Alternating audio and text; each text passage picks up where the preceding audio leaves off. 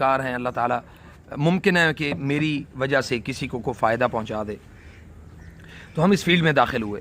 اور دوسری اس میں ریزن جو سب سے بڑی میری نظر میں تھی وہ یہ تھی کہ لوگوں کے عقائد بہت زیادہ خراب ہیں۔ عقیدہ توحید جو ہے اس کی کوئی سمجھ جو ہے وہ نہیں آ رہی۔ عقیدہ توحید کا بیڑا غرق ہو گیا لوگوں کا۔ تعویذ دھاگوں میں اتنے زیادہ لوگ ملوث ہوئے کہ لوگ جس نے جس طرح سے کہا اس نے ویسے اس کو اختیار کرنا شروع کر دیا۔ تو الحمدللہ اس حوالے سے یہ بھی ایک بڑا دعوتی میدان تھا۔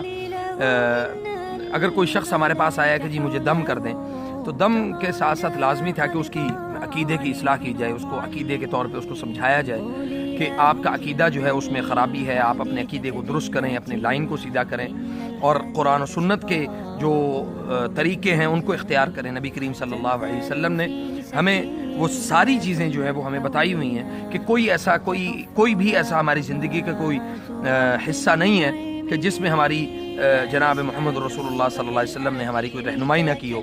تو الحمدللہ اللہ کی توفیق سے ہم نے اس کو اختیار کیا اور لوگوں کے عقائد بھی ٹھیک ہوئے۔ بڑے بڑے خطرناک قسم کی عقائد ہمارے سامنے آئے، ہمیں تو پتہ ہی نہیں تھا کہ لوگ جو ہیں وہ کتنے توہم پرست ہیں۔ اور جب ہمارا انٹریکشن لوگوں کے ساتھ ہونا شروع ہوا تو ہم نے دیکھا کہ لوگ تو بہت زیادہ جو ہماری سوچ تھی اس سے بھی کہیں زیادہ عقیدے میں فساد کا شکار ہیں۔ فساد فی الارض، یعنی زمین میں عقیدہ خراب ہے تو فساد ہی فساد ہے، تو اس میں وہ فساد کا شکار تھے بہت زیادہ۔ تو اللہ کی توفیق سے الحمدللہ اللہ تعالیٰ نے اس حوالے سے ہمیں آگاہی دینے والا بنایا اور اللہ نے ہمیں ایک سوچ اور ایک فکر جو ہے وہ پیدا کی۔ یہ ان سب چیزوں کا جو کریڈٹ ہے وہ انشاءاللہ وہ ہمارے جو شیخ ہیں، شیخ محمد علی تغریری، یہ ان کو جاتا ہے۔ انہوں نے بہت زیادہ ہماری اس پر تربیت بھی کی، وقتاً فوقتاً مجھے گائیڈ کرتے رہتے ہیں ابھی بھی الحمدللہ۔ اور کوئی بھی انسان کبھی بھی کسی وقت بھی مکمل نہیں ہے، اس کو ہر وقت ضرورت رہتی۔ تو اس حوالے سے لوگوں کا جو اندھا اعتماد اپنے پیروں پر اور اولیاء کرام پر اور یعنی اندھی تقلید جو ہے یہ بہت زیادہ تھی لوگوں کے درمیان۔ تو اس چیز کو ہم نے ختم کرنے کے لیے کہ آپ کا تعلق خالصتاً اللہ کے ساتھ ہونا چاہیے، نہ کہ اللہ کی مخلوق کے ساتھ ہو۔ اب لوگوں نے اپنے عقائد کو خراب کرنے کے لیے اولیاء اکرام کا جو ہے نا وہ سہارا لیا، حالانکہ کسی بھی ولی نے یہ نہیں کہا کہ تم میری قبر پہ آ کے سجدہ کرو یا میرے سے آگے آ کے دعا کرو۔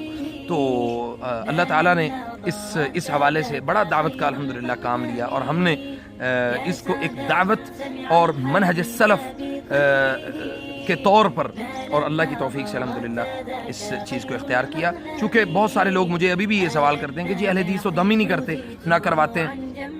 اس حوالے سے وہ ایک حدیث بھی پیش کرتے ہیں کہ 70,000 لوگ جو ہیں وہ بغیر یعنی وہ جنت میں بغیر حساب کتاب کے داخل ہوں گے جنہوں نے دم وغیرہ نہیں کروایا ہو۔ تو اس حوالے سے ابھی بھی بہت زیادہ میں سمجھتا ہوں کہ اہل الحدیث کے اندر بھی بہت زیادہ عقیدے کی کمزوریاں۔